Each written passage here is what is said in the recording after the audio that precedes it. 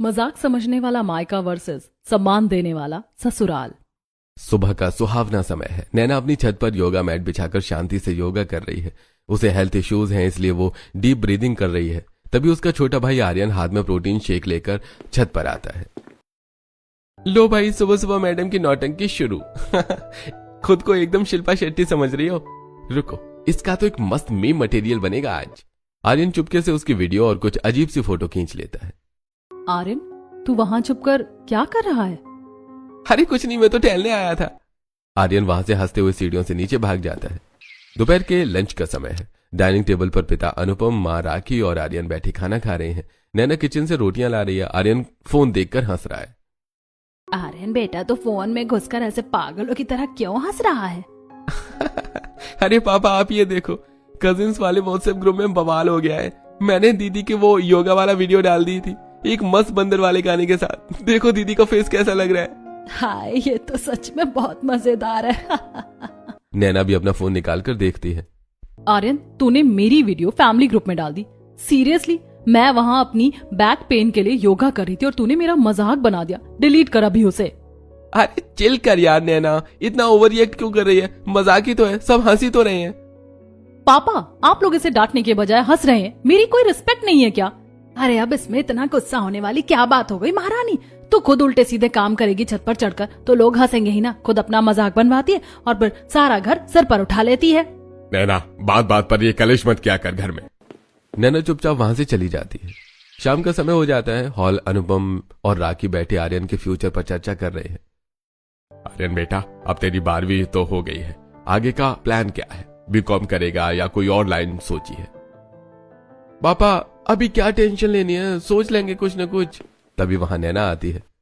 आर्यन, आजकल सिर्फ डिग्री से काम नहीं चलता यार। तू ना BCA या डेटा साइंस का कोई कोर्स कर ले। मेरी एक फ्रेंड ने किया था। मैं तुझे कुछ अच्छे कॉलेज की लिस्ट दे दूंगी। ओह हेलो ज्ञान की देवी, तूने खुद ग्रेजुएशन करके क्या उखाड़ लिया? अपनी जॉब का तो कोई अता पता नहीं है और मुझे एडवाइस दे रही है। आर्यन, तमीज से बात कर, मैं तेरी बड़ी बहन हूँ। सिर्फ एक अच्छा सजेशन दे रही थी। तू चुप कर नैना, ज्यादा चालाक बनने की कोशिश मत कर। तू कौन सी कलेक्टर बन गई है जो उसे ज्ञान बांट रही? मेरा बेटा वो करेगा जो उसका मन करेगा।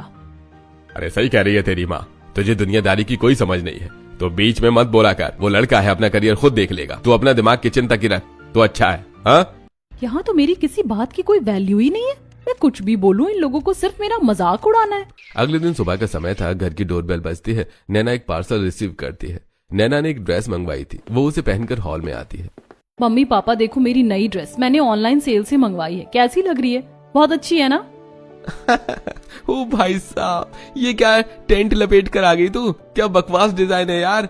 हाय, ये क्या चमकीला अजूबा पहन लिया। तेरे पास अकल नाम की कोई चीज है या नहीं? पैसे बर्बाद करने के अलावा तुझे कुछ नहीं आता। तेरी चॉइस हमेशा से एकदम थर्ड क्लास ही रही है। पर मम्मी, ये आजकल ट्रेंडिंग है, ये इतनी भी बुरी नहीं लग रही। मैंने तो कितने प्यार से ट्रेंडिंग के नाम पर कुछ भी पहन लेगी। अब यहाँ खड़े होकर अपना डेली शो वाला रोना धोना शुरू मत कर देना। जा यहाँ से। नैना चुपचाप अपने कमरे में चली जाती है और आईने में खुद को देखने लगती है। ड्रेस तो अच्छी है, मैं भी अच्छी लग रही हूँ, फिर मेरे घर वालों को मेरे हर काम से, मेरी हर पसंद से इतनी प्रॉब्लम क्यों है? क्या मैं सच में इतनी बुरी हूँ? अगले दिन की बात है। हॉल में अनुपम और राखी की 25वीं सालगिरह की पार्टी को लेकर चर्चा चल रही है। तभी नैना एक डायरी लेकर बहुत एक्साइटमेंट के साथ आती है। पापा, आप लोग पार्टी की टेंशन मुझ पर छोड़ दो। मैंने ना सब कुछ प्लान कर लिया। ये देखो, ये गेस्ट लिस्ट है और ये खाने की लिस्ट और डेकोरेशन एकदम क्लासी होगी, जो खुद मैं करूंगी। अरे वो इवेंट प्लानर। ये क्या लिख रखा है? इतने सारे लोग बुलाएंगे क्या हम? और ये खाने में क्या क्या रखा है? सब कुछ बकवास है, तुझे कुछ नहीं आता। सीरियसली दीदी, तुम्हारा दिमाग ना एकदम थर्ड क्लास है। तुम्हारी चॉइस ना हमेशा से सुपर फ्लॉप रही है, एकदम अर्जुन कपूर की मूवीज की तरह। आर्यन, आजकल सब लोग यही सब पसंद करते हैं। मैंने बहुत सोच समझ कर ये लिस्ट बनाई है। कुछ नया ट्राई करते हैं ना। तो रहने दे महारानी, बढ़िया इवेंट प्लानर। 2 अक्षर क्या पढ़ लिए कॉलेज में, खुद को बहुत समझदार समझने लगी है। हमें पता है हमारे रिश्तेदारों को क्या पसंद है। तू अपना ये थीम अपने पास रख। और क्या बोल रही थी? खुद डेकोरेशन करेगी? अरे कभी अपने कमरे को डेकोरेट किया है क्या? अरे सही कह रही है तेरी माँ, हमें कोई तमाशा नहीं करना है समाज के सामने। मैंने सब सोच लिया है, हम अपने हिसाब से सब करेंगे, तो इसमें अपना दिमाग मत लगा। अब क्या मुंह देख रही है? जा चुपचाप किचन में जाकर बर्तन साफ कर। जो तेरा काम है उस पर ध्यान दे। यहाँ तो मेरी मेहनत की कोई वैल्यू ही नहीं है। कुछ भी कर लूं, बस बेइज्जती ही मिलनी है। पार्टी होती है। पार्टी के अगले दिन किचन में पार्टी का काफी खाना बच गया था। नैना ने अपनी क्रिएटिविटी से उससे बचे हुए खाने को मिलाकर एक बहुत ही टेस्टी नई डिश बना दी थी। घर में सरला बुआ जी रुकी हुई थी। नैना सभी को वो डिश सर्व करती हैं। अरे वाह, कसम से मजा आ गया है। इसका टेस्ट तो एकदम बड़े 5 स्टार होटल जैसा लग रहा है। सच में नैना बेटी, तू तो एकदम शेफ बन गई है। चल मैं अब निकलती हूँ, मेरी ट्रेन का टाइम हो रहा है। सरला बुआ जी के जाते ही घर का माहौल तुरंत बदल जाता है। मम्मी, देखा आपने बुआ जी को वो डिश कितनी अच्छी लगी। मैंने कहा था ना कि वो बचा हुआ खाना वेस्ट नहीं जाएगा। ओहो, तालियां बजाइए हमारी लाफ्टर शेफ के लिए दीदी। बुआ जी तो वैसे भी फोकट का सब कुछ खा लेती हैं। एक आध बार तुक्का लग गया तो खुद को मास्टर शेफ समझने लगी है क्या खुद को? अरे मेहमानों को सम्मान करना पड़ता है भाई, इसलिए वो तारीफ कर देते हैं। असलियत में तो तूने उसे बचे हुए खाने का पूरा कबाड़ा कर दिया था। मुझे तो देखकर ही उल्टी आ रही थी। और नहीं तो क्या, जो सीधा साधा खाना था उसमें दुनिया भर के सॉस और मसाले डालकर तूने कूड़ा बना दिया। मैं बता रही हूँ, अगली बार से किचन के बचे हुए खाने को हाथ मत लगाना। क्या सच में मुझ में कोई टैलेंट नहीं है? मैं जो भी करती हूँ इन सबको सिर्फ कूड़ा ही लगता है। मैं इतनी बुरी तो नहीं हूँ, फिर क्यों मेरे अपने ही मेरा इतना मजाक बनाते हैं। रात का समय था। घर की छत पर आर्यन और उसका दोस्त कबीर बैठे हैं। उनके सामने टीवी रखी है। वो दोनों एक अच्छी मूवी ढूंढ रहे हैं देखने के लिए। तभी नैना चाय नाश्ता लेकर वहां आती है। यार आर्यन, कुछ समझ नहीं आ रहा क्या देखें। सारी एक्शन फिल्में तो हमने देख ली हैं, अब कौन सी देखें? अरे कबीर, तुम लोग वो नई वाली मर्डर मिस्ट्री मूवी क्यों नहीं देखते? वो बहुत अच्छी है। उसकी स्टोरी लाइन एकदम ग्रिपिंग है और सस्पेंस तो लिटरली माइंड ब्लोइंग है। भाई कबीर, तू दीदी की चॉइस पर मत जाना। ये ना वही रोने धोने वाली और बोरिंग फिल्में देखती है। सीरियसली बहुत पकाऊ चॉइस है तुम्हारी। हाँ नैना दीदी, हमें वो ना नींद की गोलियां वाली फिल्में नहीं देखनी। हम कुछ ढूंढ लेंगे। आपकी चॉइस तो सच में बहुत आउटडेटेड है। आउटडेटेड मेरी चॉइस नहीं है, आउटडेटेड तुम्हारा दिमाग है। तुम दोनों को ना सिनेमा की कोई समझ नहीं है। बस स्क्रीन पर गाड़ियां उड़ा दो और बिना लॉजिक के फाइट दिखा दो, वही तुम्हारे लिए बेस्ट है। ए फालतू का ज्ञान मत बांट यहाँ पर। जा यहाँ से, हमारा मूड खराब कर दिया। नैना वहां से चली जाती है। अगली सुबह का समय है। घर का वाईफाई बॉक्स खराब हो गया है। नैना अपने मोबाइल से यूट्यूब चलाकर उसे ठीक करने की कोशिश कर रही है। तू वहाँ क्यों तारों के साथ छेड़खानी कर रही है? आग लगाएगी क्या घर में? छोड़ दे उसे। मम्मी मैं ठीक कर रही हूँ ना, यूट्यूब पर ट्यूटोरियल देख लिया है, बस अभी चालू हो जाएगा। ओ भाई देखो हमारी सस्ती इंजीनियर को। दीदी ये कोई तुम्हारी मैगी नहीं है जो 2 मिनट में बन जाएगी। खराब कर दोगी पूरा। पापा के पैसे भरवाएगी तू। मैंने राजू भैया को फोन कर दिया, वो आते ही होंगे इसे ठीक करने के लिए। अरे हट जा, कोई जरूरत नहीं है तुझे अपना दिमाग लड़ाने की। नैना चुपचाप पीछे हट जाती है। कुछ ही देर में राजू आता है। वो ठीक वही करता है जो नैना कर रही थी और कुछ ही देर में वाईफाई चालू हो जाता है। लो बाबूजी, हो गया चालू। अरे राजू भाई, तुम तो सच में एक्सपर्ट हो यार, इतनी जल्दी ठीक कर दिया। पापा मैं भी तो एग्जैक्टली यही कर रही थी ना। तू चुप कर। राजू भैया एक्सपर्ट है, उनके हाथ में और तेरे हाथ में बहुत फर्क है। तूने किया होता तो पक्का ब्लास्ट हो जाता। नैना दुखी होकर अपने कमरे में चली जाती है। रात का समय है। हॉल में अनुपम और राखी डाइनिंग टेबल पर ढेर सारे बिल्स और कागज लेकर बैठे हैं। घर के बढ़ते खर्चों को लेकर दोनों बहुत परेशान हैं। अरे ये बिजली का बिल और घर का खर्च तो हर महीने रॉकेट की तरह ऊपर जा रहा है। समझ ही नहीं आ रहा पैसा कहाँ जा रहा है। और नहीं तो क्या, ऊपर से आर्यन की कॉलेज फीस। पापा मैंने ना लास्ट 3 महीने का बजट एनालाइज किया है। हम बहुत सी फालतू जगह पैसे वेस्ट कर रहे हैं। अगर हम आर्यन की ये फालतू गेमिंग सब्सक्रिप्शन बंद कर दें और ग्रोसरी सुपरमार्केट की जगह होलसेल ले लें तो मंथली 10,000 आराम से सेव हो सकते। ये देखो मेरी लिस्ट। एक्सक्यूज मी, मेरी सब्सक्रिप्शन पर नजर मत डाल। तू अपनी कंजूसी खुद तक रख। हाँ अरे तू अब मुझे समझाएगी कि घर कैसे चलाना है? तेरी इतनी औकात हो गई कि तू पैसों का हिसाब रखेगी। पापा मैं तो बस हेल्प कर रही थी यार। बढ़िया है, फाइनेंस मिनिस्टर 2 अक्षर क्या पढ़ लिए, खुद को घर की सीए समझने लगी है। तेरा काम बजट बनाना नहीं है, घर की साफ सफाई देखना है। और ये अपनी लिस्ट ना अपने पास ही रख, मुझे इसकी जरूरत नहीं है। मैं इस घर में कुछ बोलने लायक हूँ ही नहीं। आप लोगों को जो सही लगे करो। नैना वहां से चली जाती है। अगली सुबह का समय है। अनुपम अपने दोस्तों शर्मा जी और वर्मा जी के साथ हॉल में बैठे हैं। अनुपम का बिजनेस आजकल बहुत घाटे में चल रहा है और वो इसी बात की टेंशन दोस्तों से शेयर कर रहे हैं। नैना ट्रे में चाय लेकर आती है। अरे क्या बताऊं शर्मा जी, मार्केट एकदम डेड पड़ा है। गोदाम में माल सड़ रहा है और कस्टमर दुकान की तरफ झांक भी नहीं रहा। कुछ समझ में नहीं आ रहा। अरे बात तो सही है अनुपम भाई। पापा अगर स्टॉक पुराना हो गया है तो आप इंस्टाग्राम पर सेल का एक छोटा सा पेज बनवा लो। लिटरली 2 दिन में सारा माल निकल जाएगा। आजकल यूथ इंस्टाग्राम ज्यादा चलाती है और जो रील्स पर आता है वही खरीदनी है। अरे वाह अनुपम, तेरी बेटी का आइडिया तो एकदम सॉलिड है। आजकल तो सोशल मीडिया का ही जमाना है, इसे कहते हैं स्मार्ट बिजनेस। अरे वर्मा जी, आप भी ना इस बच्ची की बातों में आ गए। इसे क्या अकल है बिजनेस की? पापा मैं तो बस एक मॉडर्न मार्केटिंग स्ट्रैटेजी बता रही थी। अरे तू जा यहाँ से, बड़ों की बातों में टांग अड़ाने की तमीज किसने सिखाई तुझे? जा अंदर जाकर अपनी माँ की मदद कर। नैना अंदर चली जाती है। अरे भाई वर्मा भाई, अनुपम चाहे जो भी बोले, पर बेटी का आइडिया ना 100% का है। मैं तो आज ही अपने शोरूम के लिए अपने बेटे से ये करवाता हूँ। कुछ ही दिनों बाद की बात है। नैना अपने कमरे में बैठकर लैपटॉप पर कुछ काम कर रही थी, तभी राखी हड़बड़ाते हुए कमरे में आती है। नैना जल्दी से सूट पहन और थोड़ा ढंग का मेकअप कर ले, लड़के वाले आए हैं तुझे देखने, और हाँ बाहर जाकर कोई फालतू ज्ञान मत बांटना। क्या लड़के वाले? मम्मी लिटरली आप लोग मुझे अब बता रहे हो जब वो लोग आ गए हैं? एक बार मुझसे पूछना या डिस्कस करना जरूरी नहीं समझा आपने? अब हम तुझसे पूछ कर हर काम करेंगे? तेरी उम्र हो गई है हाथ पीले करने तेरे, चल जल्दी बाहर आ। नैना तैयार होकर चाय की ट्रे लेकर बाहर आती है। अनुपम जी, हमें तो आपकी बेटी बहुत पसंद आई है, पर एक बार बच्चों को भी अकेले में बात कर लेने देते हैं। आखिर नैना को भी तो राय जाननी जरूरी है ना? अरे रमेश जी, इसकी राय क्या होगी? इसे तो हमारी चॉइस हमेशा पसंद ही आती है। आप तो बस पंडित जी से डेट निकलवाइए, हमारी तरफ से रिश्ता पक्का समझिए। नैना का रिश्ता पक्का हो जाता है। कुछ देर बाद लड़के वाले चले जाते हैं। पापा आप लोगों ने बिना मुझसे पूछे मेरी जिंदगी का इतना बड़ा फैसला कैसे ले लिया? मुझे अभी कुछ करना है, अपना करियर बनाना है। अरे ओ करियर दीदी, तुम कौन सी एलन मस्क बनने वाली हो? हाँ तू ना ज्यादा टीवी सीरियल मत देखा कर, औरत की असली जगह उसका ससुराल ही होता है। अरे ज्यादा उड़ने के सपने मत देख, चुपचाप शादी की तैयारी शुरू कर दे। यही मेरा आखिरी फैसला है।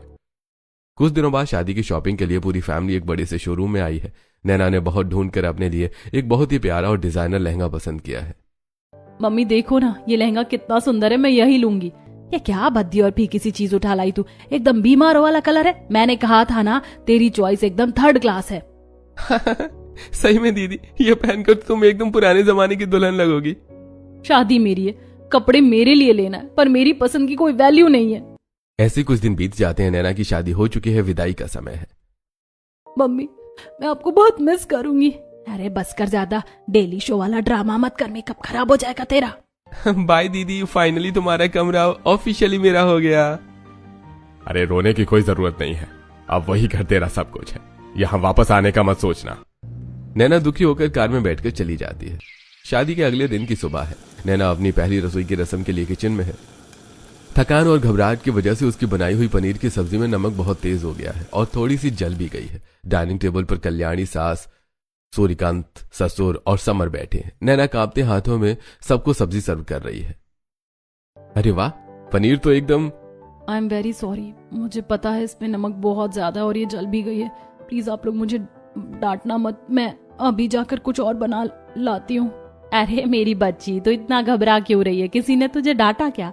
शादी कितनी थकावट है, नई जगह है, ऐसे में तो अच्छों से गड़बड़ हो जाती है। मम्मी जी आप गुस्सा नहीं हो? मेरे मायके में तो इतने से नमक पर पूरा महाभारत हो जाता। बेटा हम कोई जजमेंट पास करने वाले मास्टर शेफ थोड़े ही है, और खाना जला कहाँ है, यह तो बस थोड़ा सा स्मोकी फ्लेवर आ गया है। तू जा बस एक नींबू काट कर ले आ, हम सब मैनेज कर लेंगे। और नहीं तो क्या, वैसे भी मुझे थोड़ा तेज नमक चल जाएगा, पर तुमने जो खीर बनाई है ना वो एकदम माइंड ब्लोइंग है। सारा बैलेंस वही हो गया। थैंक यू सो मच, आप लोग सच में बहुत अच्छे हो। नैना किचन में चली जाती है। दोपहर का समय है। घर के सारे लोग अपने कमरों में आराम कर रहे हैं। नैना थकी हुई हालत में किचन में सिंक के पास खड़ी होकर ढेरों बर्तन साफ कर रही है। तभी उसकी जिठानी कविता किचन में आती है। हे नैना, ये क्या कर रही है तू यहाँ?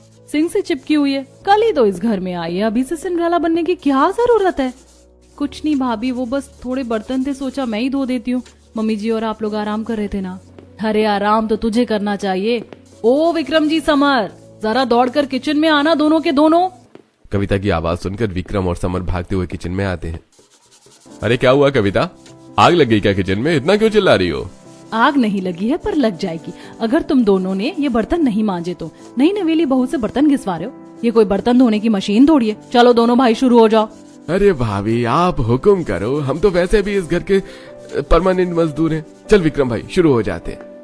अरे यार कविता, मेरी तो आज छुट्टी थी ऑफिस से, पर तेरा खौफ ही ऐसा है कि क्या बोलूं। ठीक है लाओ भाई साबुन दो। भाभी ये कैसे कर सकते हैं? आदमियों से बर्तन कैसे धुलवाए?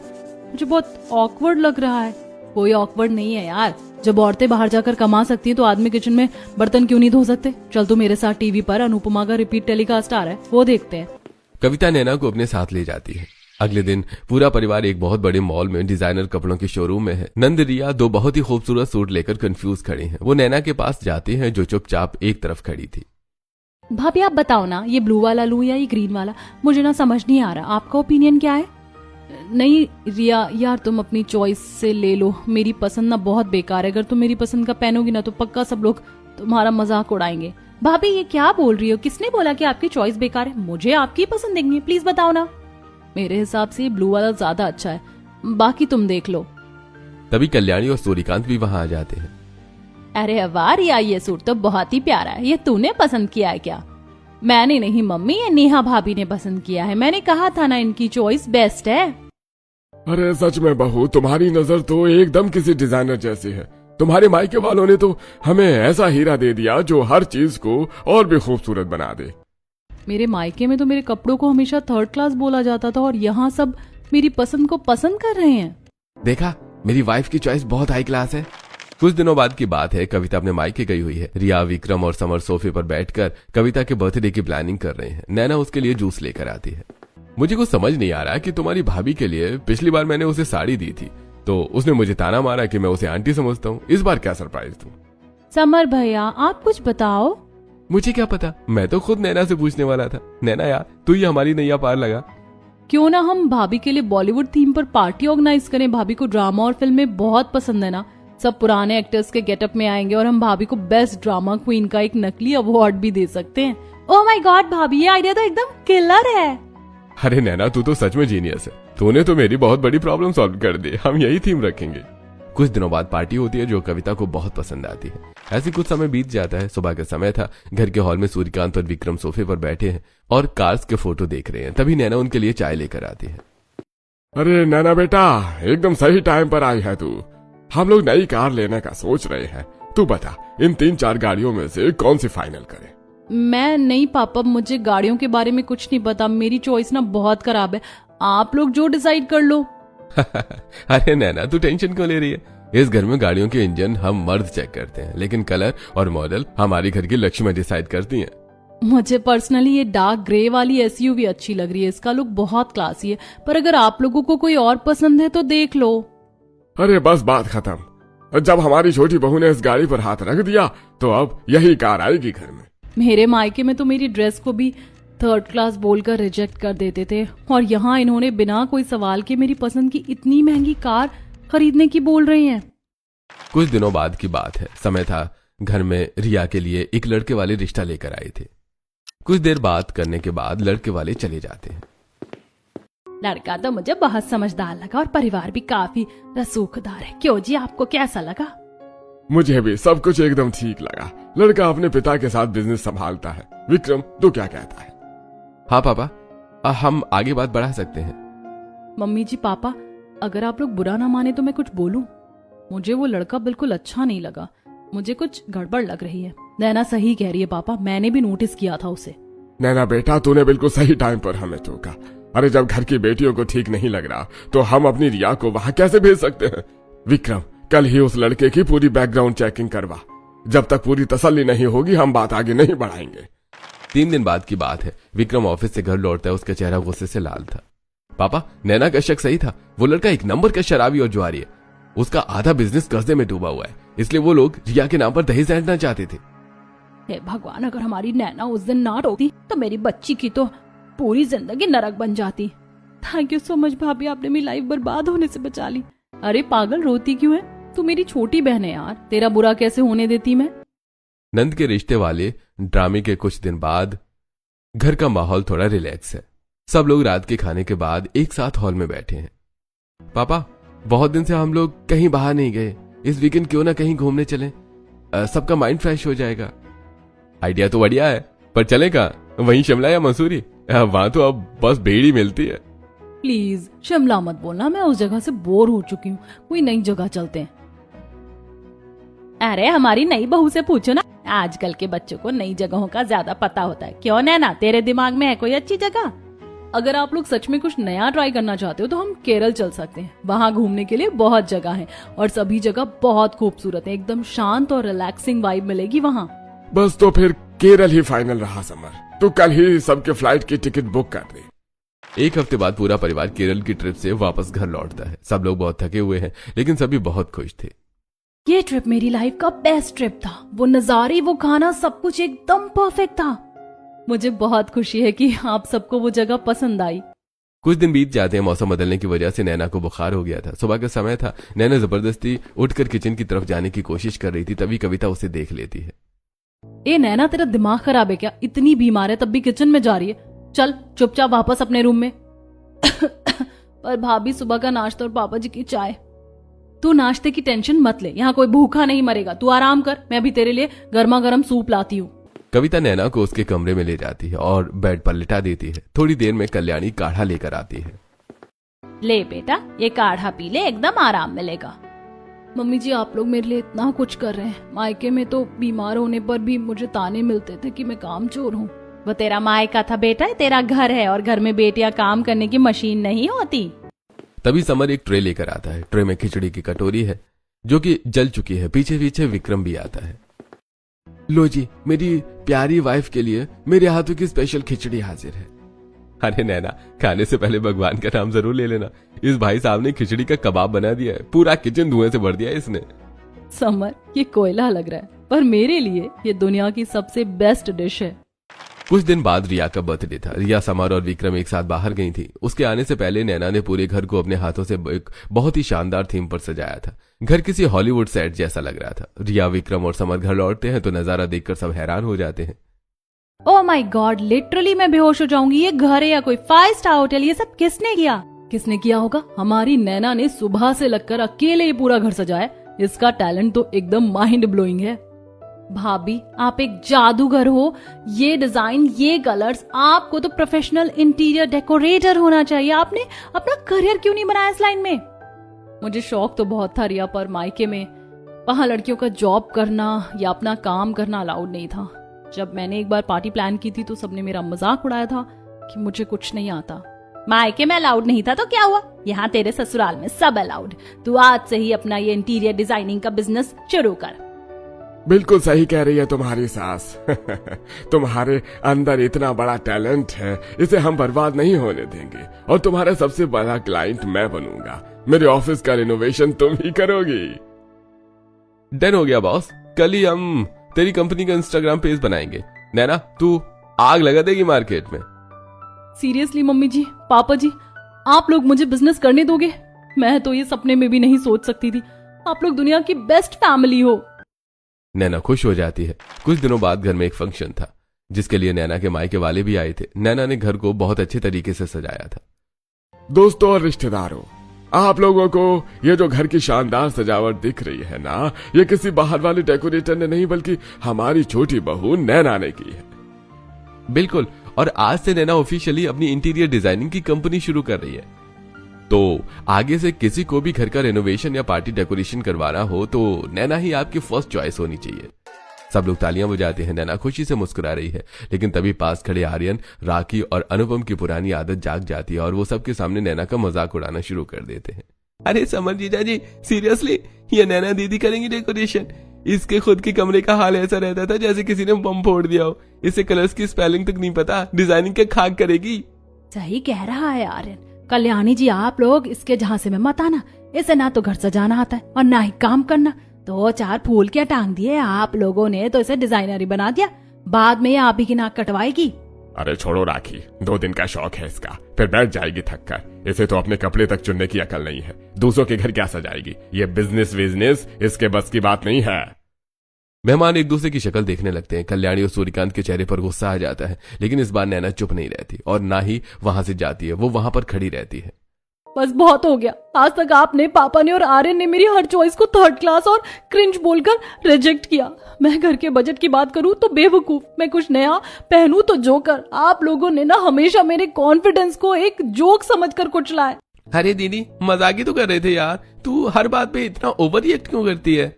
इसे मजाक नहीं, बुली करना कहते हैं आर्यन। तुम लोगों ने कभी मुझे इंसान समझा ही नहीं। जब मैं रोती थी तो तुम लोग डेली शो बोलकर हंसते थे।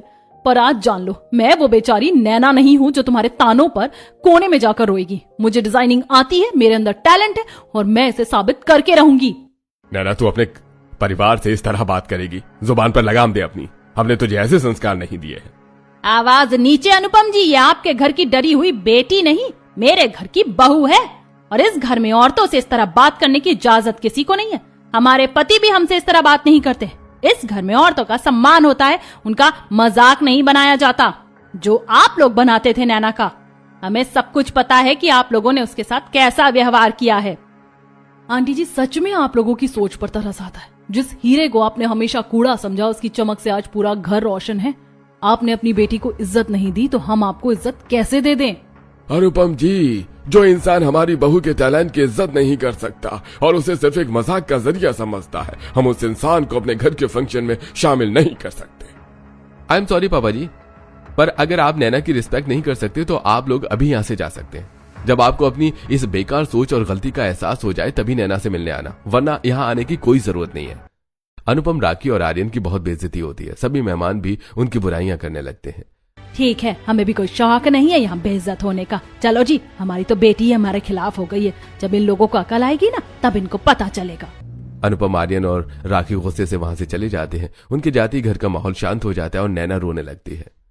मम्मी जी, आप summer, thank you so much. मुझे आज तक किसी ने ऐसे सपोर्ट नहीं किया। मैं जब से आई हूँ तब से देख रही हूँ आप लोग मेरी चॉइस समझते, मेरी रिस्पेक्ट करते, मेरा ओपिनियन सुनते। आप लोग बेस्ट हो, बहुत अच्छे हो आप सभी। रोती क्यों है पगली, तू हमारी बेटी है। और अगर तेरे लिए हमें पूरी दुनिया से भी लड़ना पड़े ना, तो हम पीछे नहीं हटेंगे। तू हमारे घर की लक्ष्मी है। हाँ यार नैना, अभी रोना बंद कर और चल, पार्टी अभी बाकी है। अब तेरी डिजाइनिंग कंपनी की पार्टी शुरू होगी और मैं तेरा असिस्टेंट बनूंगा। पूरा परिवार खुश होकर पार्टी एंजॉय करता है। दोस्तों, हम लोग समाज में बेटी बचाओ और नारी शक्ति के नारे तो बहुत जोर जोर से लगाते हैं, लेकिन जब बात अपने ही घर की बेटी या बहू को अपनी मर्जी से जीने की आती है तो हमारे समाज का वॉल्यूम एकदम म्यूट हो जाता है। एक लड़की को रहने के लिए सिर्फ छत नहीं चाहिए होती, उसे एक ऐसा घर चाहिए होता है जहां उसके सपनों पर कोई हंसे नहीं, जहां उसकी पसंद की इज्जत हो और जहां वो बिना डरे कह सके, हाँ ये मेरा अपना घर है।